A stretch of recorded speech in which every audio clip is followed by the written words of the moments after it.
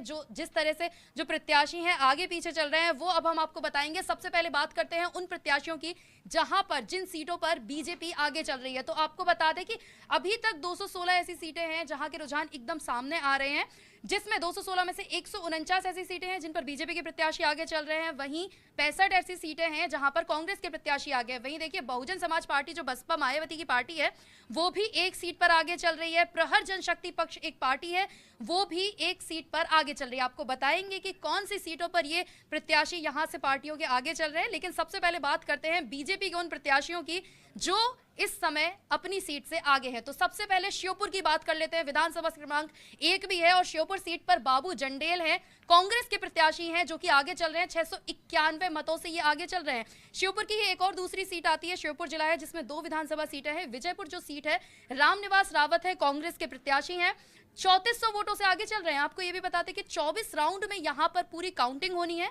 24 में से अभी तक 3 राउंड की काउंटिंग इस जगह पर हो चुकी है विजयपुर में, जिसमेम रामनिवास रावत जो है वो आगे चल रहे हैं। जौरा सीट की बात की जाए, यहां से भी कांग्रेस के प्रत्याशी पंकज उपाध्याय जो हैं वो आगे चल रहे हैं और 3081 मतों से बढ़त बनाए हुए हैं। अभी तक 22 राउंड में यहां पर पूरी काउंटिंग होनी है और 2 राउंड की काउंटिंग हो चुकी है, यानी कि 9002 जो मत हैं 2 राउंड की काउंटिंग में उनके नतीजे जो सामने आए हैं उसमें 3081 मतों से कांग्रेस के जो प्रत्याशी पंकज उपाध्याय हैं जौरा सीट से वो आगे चल रहे हैं।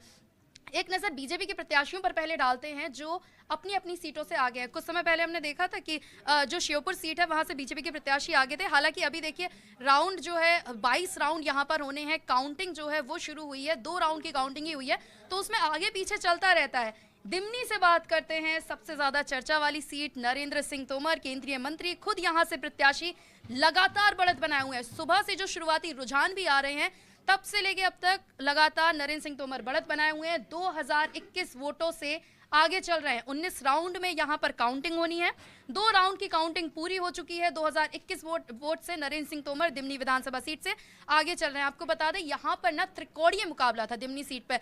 बसपा के बलवीर सिंह दंडौतिया थे और वहीं पर जो है कांग्रेस के प्रत्याशी रविंद्र सिंह तोमर यहां से प्रत्याशी थे।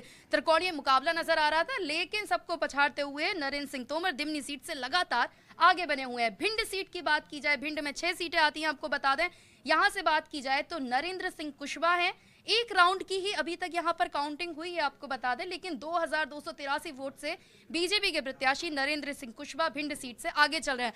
अब बात करते हैं लाहौर सीट से। लाहौर सीट काफी चर्चा में इसलिए बनी रहती है क्योंकि खुद गोविंद सिंह जो कि नेता प्रतिपक्ष हैं वो यहां से प्रत्याशी हैं, तो गोविंद सिंह की सीट पर मुकाबला देखने वाला बनता है। आपको याद हो वैसे काउंटिंग वाले दिन जिस दिन इलेक्शन था 17 नवंबर को, उस दिन भिंड की सभी जो विधानसभा सीटें हैं उनके जो प्रत्याशी थे, चाहे बीजेपी हो कांग्रेस हो, सभी को हाउस अरेस्ट कर दिया गया था। अब जो लाहौर सीट की स्थिति हम आपको बता रहे हैं तो नेता प्रतिपक्ष गोविंद सिंह यहां से पीछे चल रहे हैं क्योंकि यहां से जो बीजेपी के प्रत्याशी अमरीश शर्मा गुड्डू हैं वो आगे चल रहे हैं। हालांकि अभी तक 1 राउंड की काउंटिंग ही हुई है लेकिन जैसा मैं देख पा रही हूं तो 982 मतों से लाहौर से बीजेपी प्रत्याशी अमरीश शर्मा गुड्डू आगे चल रहे हैं। बात करते हैं महगांव की, राकेश शुक्ला है यहां से बीजेपी प्रत्याशी, 3171 मतों से आगे चल रहे हैं। गोहद से बात की जाए, लाल सिंह आर्या हैं बीजेपी के प्रत्याशी हैं, 826 मतों से आगे चल रहे हैं। हालांकि अभी तक इन सीटों की जो हम बात कर रहे हैं एक ही राउंड की काउंटिंग हुई है। यहाँ पर 15 राउंड में काउंटिंग होनी है, तो जब 15 राउंड हो जाएंगे या फिर आप ये अंदाजा लगाइए कि अभी 11 बज रहे हैं, बीजेपी की जिस तरह से स्थिति बनी हुई है तो आप अंदाजा लगा सकते हैं कि बीजेपी की स्थिति काफी अच्छी आगे तक रहने वाली है। क्योंकि यहाँ पर अगर टक्कर का मामला होता जिस तरह से छत्तीसगढ़ में बना हुआ है तो भी बात ठीक थी, लेकिन यहाँ पर सिर्फ टक्कर का मामला नहीं है, मामला ये है कि बहुमत से बीजेपी आगे दिख रही है और 11 बजे अगर ये स्थिति